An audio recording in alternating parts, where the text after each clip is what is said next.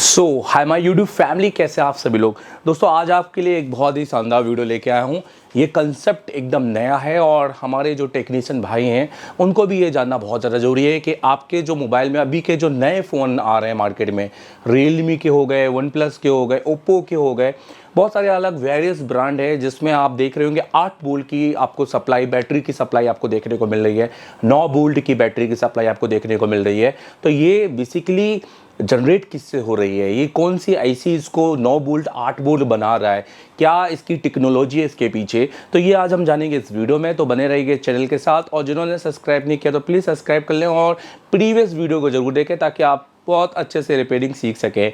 और जिन भाइयों को टेक्नीशियन बनना है, जिन भाइयों को रिपेयरिंग सीखनी है और जो चाहते हैं कि घर में माँ बाप और दुकान में हो गुरु, तो आप ज्वाइन कर सकते हैं इससे टेलीकॉम। उसके लिए नीचे दिए नंबर पे कॉल कर सकते हैं।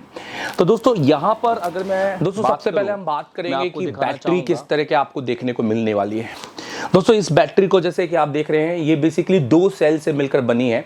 अगर हम यहाँ पर बात करें सो आप देखेंगे रियलमी ब्रांड की है, ये मैंने निकाली है X7 Pro की।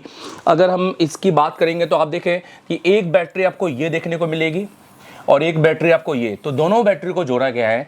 यहाँ मैं बात डुअल बैटरी कनेक्टर की नहीं कर रहा हूँ, उस पर ऑलरेडी मैं एक वीडियो बना चुका हूँ, आप जाके वीडियो को देख चेकआउट कर सकते हैं। यहाँ पर मैं बात कर रहा हूँ हमारे की double battery but single battery connector, और उस पर वोल्टेज जो जनरेट हो रहा है वो 4 वोल्टेज जनरेट ना होकर 8 या 9 वोल्टेज आपको मिल रहा है। और जो कि एम्पियर के हिसाब से बात करूँ तो मोर देन 6 एम्पियर तक ये बैटरी आपको देती है। अब according to mobile, according to circuit आपको एम्पियर मिलने वाला है, जिसमें फास्ट चार्जिंग सर्किट आपको सपोर्टेबल है। पर दोस्तों हमें समझना ये है कि ये काम कैसे कर रहा है आखिर हमारे, क्योंकि बीपीएच में तो अभी भी 4 वोल्टेज है, हमारे बी बैट पर अगर हम बात करें तो 8 वोल्टेज है। तो ये ऐसा मसला क्या है, इसके बीच में कौन सी ऐसी नई आईसी आ गई है जो इस तरह की फ्यूचरिस्टिक आप टेक्नोलॉजी को आपको दे रही है, और ताकि आप इसमें वोल्टेज को बूस्ट करके आप अपनी बैटरी पर ले रहे हैं। सो आइए चलते हैं और इसको थोड़ा गहराई से समझते हैं और इससे जुड़ी हुई आईसी देखते हैं। फिलहाल मेरे पास प्रैक्टिकल के लिए कोई मोबाइल नहीं है, क्योंकि आपको तो पता है कि मैं हमेशा थ्योरी प्लस प्रैक्टिकल दोनों चीज़ को साथ में मिलकर बनाता हूं। पर जैसे हमारे पास कुछ नया टेक्नोलॉजी वाला मोबाइल आता है या अपडेटेड मोबाइल आता है तो हम उस पर जरूर वीडियो बनाएंगे।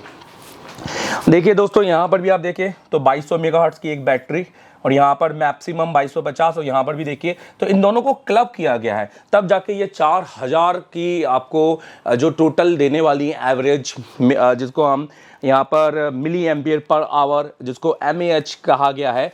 सो बेसिकली यहाँ पर ये बैटरी का यूज़ किया गया है। आइए समझते हैं इसके सर्किट के बारे में। दोस्तों इसका सर्किट बहुत ज़्यादा कॉम्प्लिकेटेड नहीं है, बहुत ज़्यादा इजी नहीं है।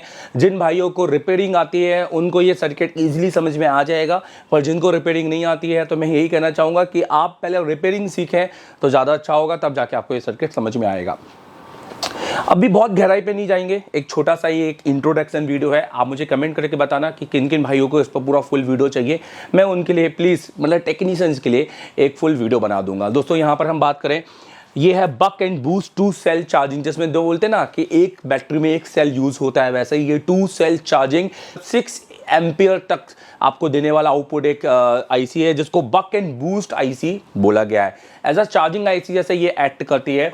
इस आईसी को आपको देखने को मिलेगा, जैसे कि आपको यहाँ पर देखिए, मैं आपको अगर यहाँ पर बात करूँ इस आईसी की,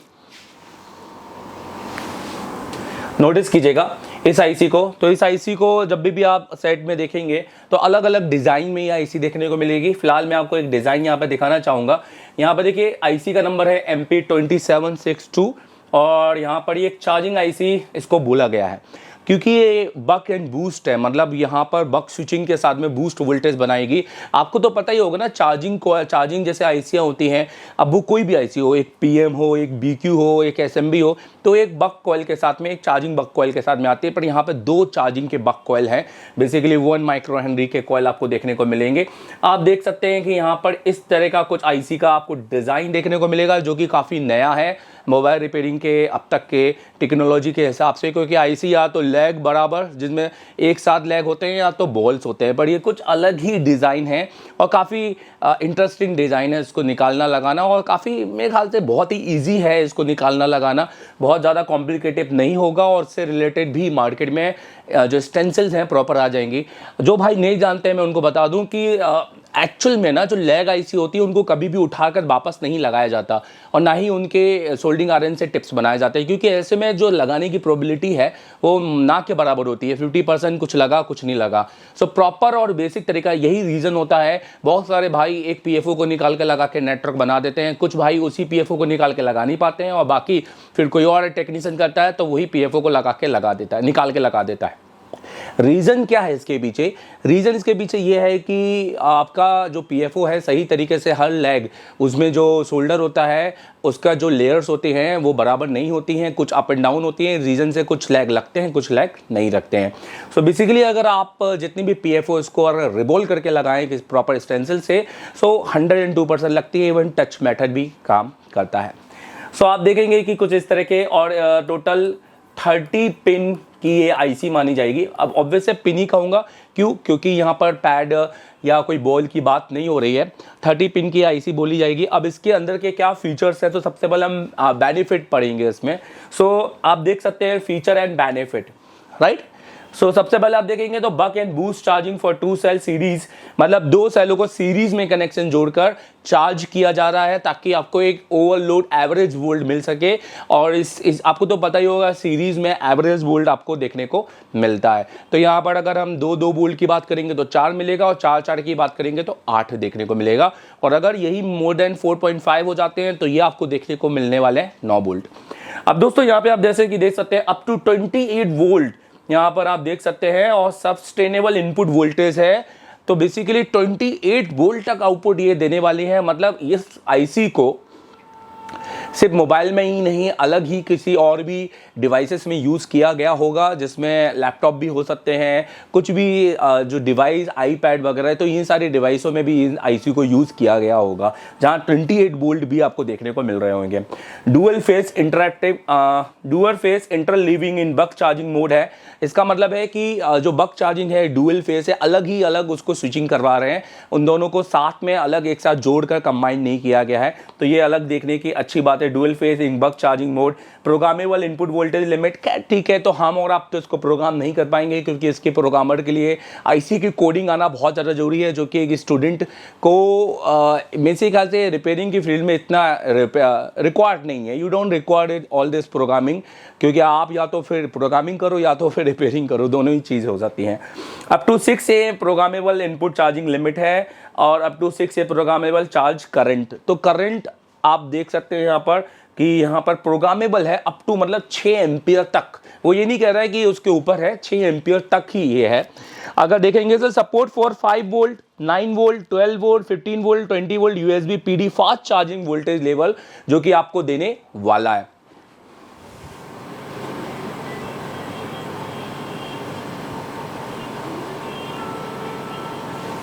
जो कि आपको देने वाला है, जो कि आपको ये देने वाला है, ठीक है। और तो ऑब्वियस है कि हमारे जो मोबाइल में है 9 वोल्ट यूज़ होने वाला है।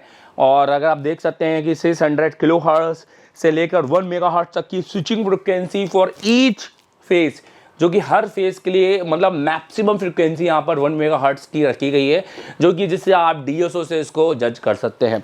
फिर input power source status indicator pin भी यहाँ पर आपको बनाई गई है। I2C इंटरफेस के थ्रू इसको कम्युनिकेट किया जा रहा है। फ्लेक्सिबल प्रोग्रामेबल कंट्रोल है और comprehensive fault and state report register है कि अगर कोई फॉल्ट आता भी है तो सीपीयू के थ्रू आपको मैसेज के जरिए पता चल सकता है। आइए थोड़ा सा और आगे बढ़ते हैं। आई होप कि ये आपको जो अपडेट है वो काफ़ी अच्छे लग रहे होंगे और आपको समझ में आ रहा होगा और आप इसका बेनिफिट उठा रहे होंगे।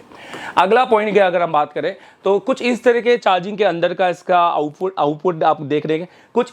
सो अगले पॉइंट की अगर हम बात करेंगे तो चार्जिंग आईसी के अंदर कुछ इस तरह का आपको यहाँ पर सर्किट देखने को मिलेगा। यहाँ पर आप देख सकते हैं तो मॉसफेट के यूज़ किया गया है। बेसिकली जो आईसीयाँ होती हैं दोस्तों वो मिलियंस ऑफ ट्रांजिस्टर्स, और ट्रांजिस्टर्स क्या होते हैं, मॉसफेट होते हैं। बेसिकली ट्रांजिस्टर का ही एक बड़ा पावरफुल जो रूप होता है वो मॉसफेट होता है, और ले दे के वो सब मिलकर डायोड से मिलकर बने होते हैं। तो डायोड ही ज़्यादातर यूज़ की जाती है आईसीयू के लिए। आप देखो तो या तो लॉजिक आईसी होगी, आप देखो तो या तो उसमें ट्रांजिस्टर, मॉसफेट या तो लॉजिक, इन तीन चीज़ों से ही मिलकर ये आईसियाँ बनी होती हैं, जिनसे इनको स्विचिंग करवाई जाती है, गेट, ड्रेन और यही सारी चीज़ें। आप देखिए यहाँ पर कितने सारे ट्रांजिस्टर ऐड किए गए हैं। अगर आप ट्रांजिस्टर का काम जानते हैं तो आप इसको अंदर का सर्किट स्ट्रक्चर समझ सकते हैं। अगर आप ट्रांजिस्टर का काम नहीं जानते हैं या मॉसफेट का काम नहीं जानते हैं, जिसको metal oxide semiconductor field effect transistor कहा जाता है, तो आप इसको समझ पाना आपके लिए बहुत ही दिक्कत की बात है। तो मुझे लगता है कि पहले आपको बेस क्लियर करना बहुत ज़्यादा जरूरी है, जो इसे टेलीकॉम के क्लास में बहुत ही और एक स्मार्ट तरीके से बच्चों को बताया जाता है कि अगर आपने भविष्य में कभी भी कोई आर्फ और रजिस्टर भी नहीं पढ़ा तो मैं आपको इतने डीप लेवल पे बताऊंगा कि आप किसी और को भी समझा सकते हैं। अच्छा, यहाँ पर हम बात करेंगे तो कुछ इस तरह का यहाँ पर सर्किट है, जिसमें सबसे देखने वाली खास बात आपको यहाँ पर मिलेगी, जो कि बैटरी पैक आप यहाँ पर देख रहे हैं। और यहाँ पे आप देखिए तो 2 सेल को यहाँ पर यूज़ किया गया है, 2 in 1 यहाँ पर कहा गया है चार्जिंग के लिए, और एक FET यहाँ पर डिस्चार्जिंग के लिए यूज़ किया गया है। आप देख सकते हैं कि यहाँ पर प्रोटेक्शंस, यहाँ पर फ्यूल चार्ज के एक सर्किट भी डाला गया है, और इसके साथ में इसको हमारा जो आउटपुट है इसका बैटरी के साथ में जोड़ा गया है। मतलब जो भी हमें 9 वोल्ट देखने वाले हैं वो हमें इस लाइन पे आपको मिलने वाले हैं। अच्छा, इसके साथ में काफ़ी अच्छा प्रोटेक्शन सर्किट इसके साथ जोड़ा गया है। जैसे कि अगर मैं अभी, जैसे मैंने कहा कि ये वीडियो इतनी डिटेलिंग में नहीं बनाने वाला, आप मुझे कमेंट करके बताइए तो मैं आपको डिटेलिंग में दे सकता हूँ। आप देख सकते हैं कि प्रोटेक्शन की बात करेंगे तो आप यहाँ पर NTC देख सकते हैं, जैसे यहाँ से वोल्टेज, तो ऑब्वियस है ये एक R1 होगा और ये R2 होगा। उसके बीच में आपको NTC मतलब जो उसको थर्मल प्रोटेक्शन कहा जाता है, थर्मल सेंस की लाइन। ओवर हीटेड के टाइम पे आईसी CPU को मैसेज देगी, CPU आपको बताएगा कि आपका फ़ोन ओवर हीटेड हो रहा है, जिसकी वजह से ये आईसी अपने आप को प्रोटेक्ट कर सकती है। अच्छा, यहाँ पर और आप देखिए तो यहाँ पर बीच में आईसी का नंबर आपको देखने को मिलेगा, आप इसको गूगल में डाल के भी सर्च कर सकते हैं। यहाँ पर आपको 2 स्विचिंग कॉइल आपको देखने को मिलेगी, स्विचिंग और 1, स्विचिंग 2 यहाँ पर मिलेगी। और जैसे कि आप देखते होंगे कि जितने भी चार्जिंग सेक्शन में आपने जो बूस्ट कैपेसिटर आप देखते होंगे BST, BTST, तो वो भी आपको यहाँ पर 2 देखने को मिलेंगे। तो एक BST, तो आप देखो तो एक यहाँ पर BST2 और एक BST3 यहाँ पर आपको देखने को मिलेगा। अब देखने वाली बात है कि यहाँ पर कितना वोल्टेज है। वोल्टेज तो मे बी वही होंगे 8 और 4, बट क्या है कि दोस्तों इन दोनों को आखिरी में आउटपुट में जोड़ा गया है, 9 बनाया गया है। सो अगर आप इसको चेक भी करेंगे तो मुझे पूरा यकीन है कि यहाँ पर 8 वोल्टेज मिलेगा और यहाँ पे आपको 4 वोल्टेज ही मिलेगा, क्योंकि जो BPH में सिस्टम लोड दिया गया है वो हमारा 4 वोल्टेज का ही है। बट ये है कि ये आईसी आपको टोटल 9 वोल्टेज का आउटपुट बनाकर दे रही है। अच्छा, कम्युनिकेशन की बात करेंगे तो उसको CPU के साथ में काफ़ी तमाम लाइनों के साथ जोड़ा गया है, जिसमें एक्नॉलेजमेंट यहाँ पर और बहुत सारी लाइनें इंटरप्टेड, और सबसे खास बात होती है इंटरप्टेड, तो आपको पता ही है एक वो लाइन होती है जो CPU को हेल्प के लिए एक बनाई जाती है कि अगर किसी को हेल्प चाहिए तो वो किसी से पूछता है, वैसे ही इंटरप्टेड की लाइन होती है। और सबसे इंपॉर्टेंट बात है कि यहाँ पे आपको पुल अप रजिस्टर देखने को मिलेंगे। ऑब्वियस होंगे कि मे बी ये 10 के, क्योंकि MediaTek बनाया गया है तो 10 के to 15 के ये पुल अप रजिस्टर आपको देखने को मिल सकते हैं।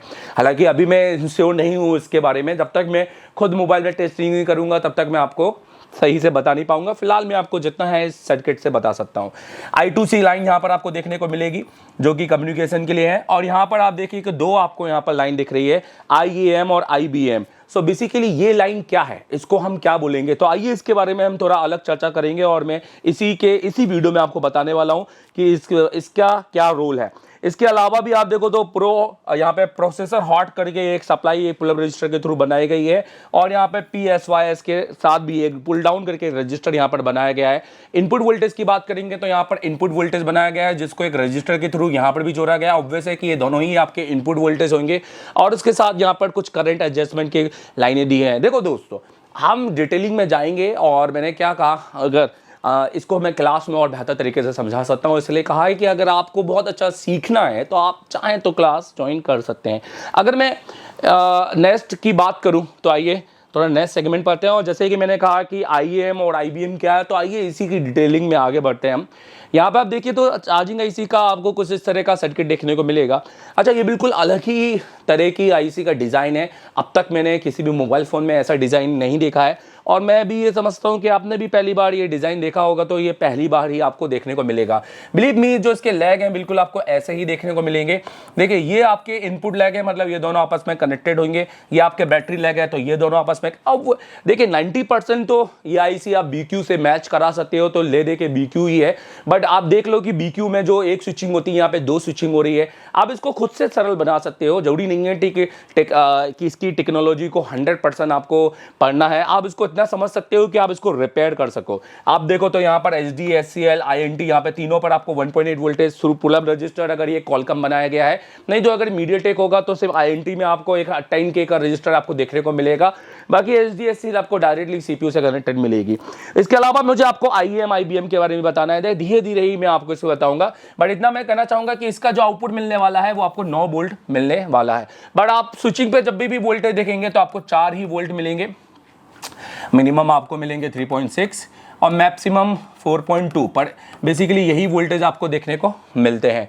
और जो VST2 है और जो VST3 है, ऑब्वियस है कि यहाँ पर VST2 और VST1 यहाँ पर देखने को दिख रहा है। तो देखो मैक्सिमम देखिए आप VST भी दिखा हुआ है। तो ये जो सारी पिने हैं VST1, VST2, यहाँ पर आपको 8-8 वोल्ट देखने को मिल सकते हैं, क्योंकि ये आपके बूट कैपेसिटर के जुड़े होंगे। ऑब्वियस है कि इसके साथ में एक यहाँ पे कैपेसिटर लगा होगा जो कि स्विचिंग के साथ में लगा होता है। बक एंड बूस्ट इसी को कहते हैं, ये आपके NTC हो गए।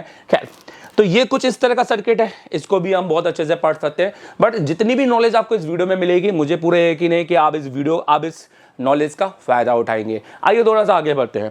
देखिए, तो मैंने आईसी के कुछ पार्ट को ओपन करके रखा हुआ है और थ्योरेटिकली मैं इसको समझाना चाह रहा हूं कि बेसिकली आप यहां से भी क्या क्या समझ सकते हैं। सो देखिए, पहला तो इनका मतलब ये हो गया, that mean power input. Obvious है कि हमारी पावर इनपुट यहां पे B बस होगी, ठीक है, ये बात तो हम क्लियर हो गए। अब VNTC का मतलब हो गया है कि जो NTC होता है उसका voltage input. So network pull up voltage इसको कहा गया है, ठीक है, जो कि एक तरह से for both the feedback and reference, मतलब बेसिकली ये डिवाइडर सर्किट का R1 आप बोल सकते हैं, जिससे जुड़ा होगा। NTC बैटरी डिटेक्टेड, तो बैटरी टेम्परेचर कोएफिशिएंट NTC की लाइन है। ऑब्वियसली कि यहाँ पर उसको कुछ ना कुछ वोल्टेज चाहिए होंगे, मे बी 2.5 या कुछ इस तरह के, जिस तरह का डिवाइडर सर्किट बना होगा, क्योंकि जब तक अगर वो वोल्टेज उसको नहीं मिलेंगे तो ये चार्जिंग का एरर, एक टेम्परेचर का एरर आपको दे सकता है। PG का मतलब होता है पावर ग्राउंड। अगर यहीं पे P की जगह A लिखा होता है, support A ground, so basically इसको बोलते हैं हम एनालॉग ग्राउंड, ठीक है। D होता तो डिजिटल ग्राउंड। तो अलग अलग ग्राउंड होते हैं, ये भी आपको समझना बहुत ज़्यादा जरूरी है कि सारे ग्राउंड निकल गए तो काम नहीं चलेगा। सारे ग्राउंडों का अलग अलग मतलब यहाँ पर देखा गया है। OTG मतलब USB on the go. Obvious है कि आपकी जिससे आप अपने फ़ोन को कनेक्ट करते हैं, OTG जिससे आप अपने USB के माउस हो गया या कुछ भी अदर आप सोर्सेज कनेक्ट करना चाहते हैं तो उसका पिन है। SYS आपकी वही है, आपकी जो VPH की लाइन हो गई। बैटरी आपका बैटरी है। और प्रो हॉट, सो प्रोसेसर हॉट इंटरप्टेड एक पिन हो गई है, जो कि CPU से जुड़ा होता है, जो कि CPU को एक इन्फॉर्मेशन देता है। पर जहाँ तक कि मैंने अभी तक रियलमी के साथ देखा है कि ये लाइन तो NC रखा गया है। अच्छा, INT तो इंटरप्टेड लाइन है, तो ओपन ड्रेन इंटरप्टेड आउटपुट, सो ये काफ़ी इंपॉर्टेंट लाइन बनती है। आइए नेक्स्ट लाइन देखते हैं। चलें, I2C की हम बात करेंगे। HD, SCL तो सभी जानते होंगे कि ये हमारी इंटरफेस डाटा कनेक्शन है, जो कि दो आईसो के बीच के बिटवीन टू रेल, जिसको हम कह सकते हैं डाटा, एक आपस में बातचीत करने का। हाँ भाई, कैसे क्या काम करना है। Through pull up register 10K का ओम्स का आपको रजिस्टर देखने को मिलेगा। PSYS जैसे कि अपन देख रहे थे, तो इसको सिस्टर पावर इंडिकेशन पिन कहा गया है। सो ऑब्वियस है कि एक इंडिकेशन पिन की तरह काम कर रही है। अब देखना यह है कि आईसी के अंदर, बोर्ड के अंदर इसको NC रखा गया है या इसको सप्लाई दी गई है। सो जहां तक मैंने चेक किया है, मे बी इसको NC रखा गया है। आप देखिए IBM और ABM की AIM की बात करें तो इसको बैटरी करंट सेंस और इसको इनपुट करंट सेंस। ऑब्वियस है बैट सेंस सर्किट और आई सेंस सर्किट, जैसे कि आपने भी शंट रजिस्टर में देखते होंगे, जो कि आपके फोनों में रैंडमली आपको देखने को मिलेंगे। और ऑब्वियस है कि इनके बीच में आपको एक है ना कोड रजिस्टर भी देखने को मिलेगा, जो कि जिसको हम शंट रजिस्टर कहते हैं, राइट। अभी और अगर हम और बात करें तो VST3 बूट स्ट्रैप कहा जाता है। ऑब्वियस है जहां पर आप 8 वोल्ट की सप्लाई देखते हैं। और स्विचिंग हो गए हमारे, तो ये फेस हो गए, स्विचिंग के फेस हो गए दोनों।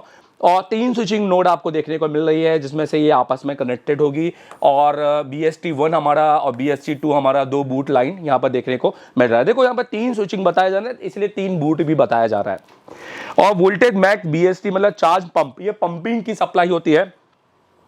बहुत सारे भाइयों को अभी तक चार्जिंग पंप की सप्लाई के बारे में नहीं पता होगा, मुझे पूरा यकीन है। अगर नहीं पता है तो कमेंट करके बताओ, इसके बारे में कभी बात करेंगे।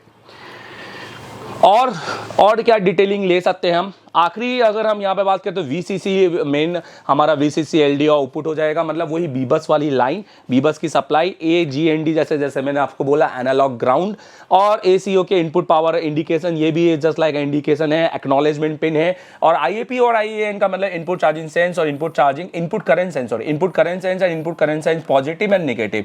दैट मीन ये पॉजिटिव हो गया, ये नेगेटिव हो गया। तो ये देखना ये है कि बैटरी के किधर जोड़ा गया है, माइनस के साथ जोड़ा गया है या प्लस के साथ। मे भी हो सकता है कि इनपुट पॉजिटिव टर्मिनल बैटरी के प्लस के साथ, बाकी दूसरा माइनस के साथ, मे भी दोनों हो सकता है माइनस के साथ। तो ये भी हमें देखना बहुत ज़्यादा जरूरी है। दोस्तों जब भी हम सर्किट के बारे में जानते हैं तो हमें IC का होना और प्रैक्टिकल करने में, उसके बाद ही हम एक सही रिलेवेंट डाटा आपको दे सकते हैं। फिलहाल तो ये एक इंट्रोडक्शन वीडियो था, आई होप कि आपको अच्छा लग रहा हो। अगर इसके बाद में मैं बात करना चाहूँ, अगर कभी आप इसको DSO से चेक करना चाहें तो दोस्तों ये एक रीगल, बेसिकली जो आपके रीगल DSO होते हैं जिसमें आपने 4 चैनल होते हैं, तो 4 चैनल का आपको यहाँ पर स्विचिंग का थोड़ा सा फेस बता देता हूँ, ताकि जो भाई DSO यूज़ कर रहे हैं अगर उनको वो स्विचिंग नोट पर ले जाएं तो उनको किस तरह की फ्रिक्वेंसी वहाँ पर देखने को मिल सकती है। आप देख सकते हैं कि ये चार्जिंग स्टडी स्टेट होता है। तो बेसिकली अगर हम बात करें जिस पर हमें वोल्टेज इनपुट इतना दिया गया है, आउटपुट में 8 वोल्टेज ले रहे हैं हम यहाँ पर, और चार्जिंग लिमिट है यहाँ पर, मतलब मोर देन 5 एम्पियर पे हम इसको बैटरी को चार्ज कर रहे हैं।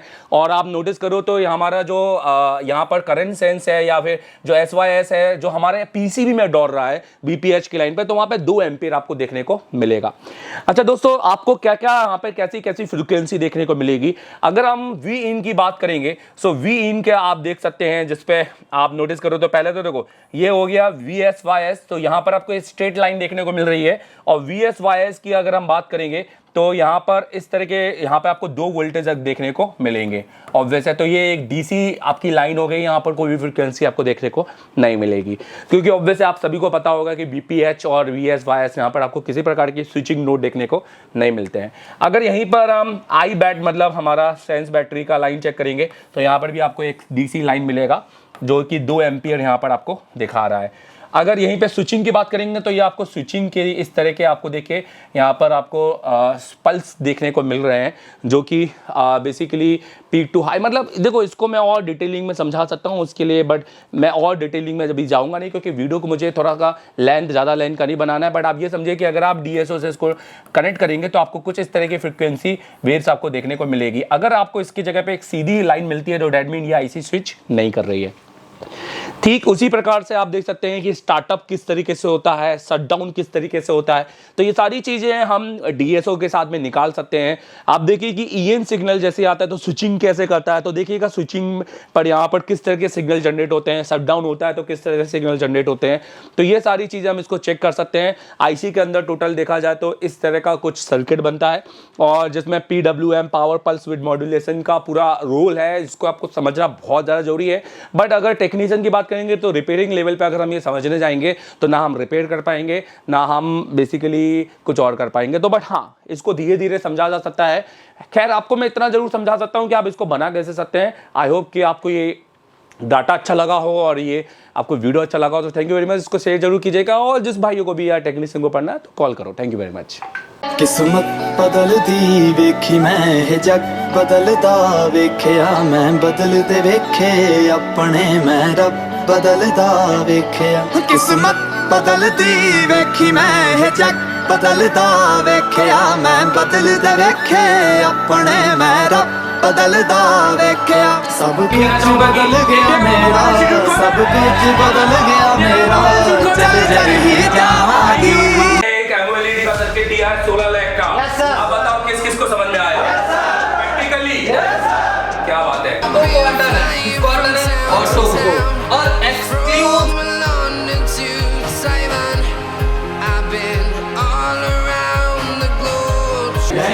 इधर दिखाइएगा। एक बार दिल से बताइए कि आपने एक बार प्रैक्टिकल करके दिखाया है? लाइव कर रहे कि नहीं कर रहे? देखते हैं कि डाटा बचता है कि नहीं बचता। ऐसा तो थोड़ा सा आप भी बने रहे लाइव में और देखते हैं कि एक्चुअल में डाटा बचता है कि नहीं। तो कैसे रही ओवरऑल क्लास? समझ में आ रहा है कि नहीं आ रहा? आज कौन-कौन ने CPU ब्लैक पेस्टेड खोला? सबने। Without print damage. कल से बेहतर हुआ आज। Yes sir. कोई भी प्रिंट डैमेज हुआ? नहीं सर। नया स्क्रैचेस आई? नहीं सर। एकदम परफेक्ट जैसा कट रही है पेंसिल। ये जो तरीका है वो कैसा है? बहुत अच्छा।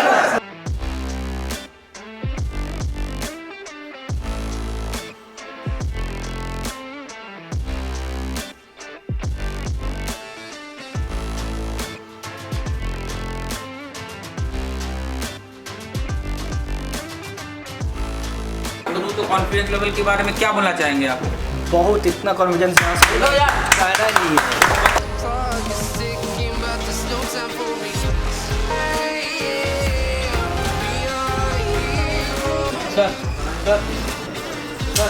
ये लाइट ऐसी चलने के लिए हमको रिक्वायरमेंट जो है 4 वोल्ट अगर उसको पल्स आएंगे तो उसकी टेस्टिंग से पता चल जाएगा कि आईसी सही है कि गलत है। ठीक है, उसके काला पूरा आईसी में जाता है जिसमें प्रोटेक्शन लगा हुआ है, डायोड लगा हुआ है, टीजर डायोड।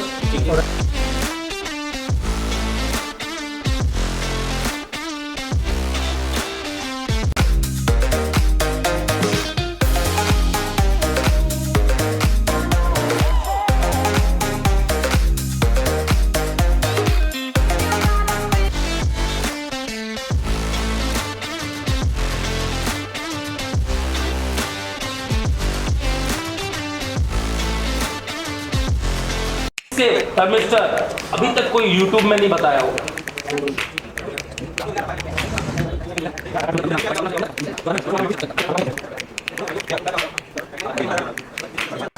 क्या नाम है आपका?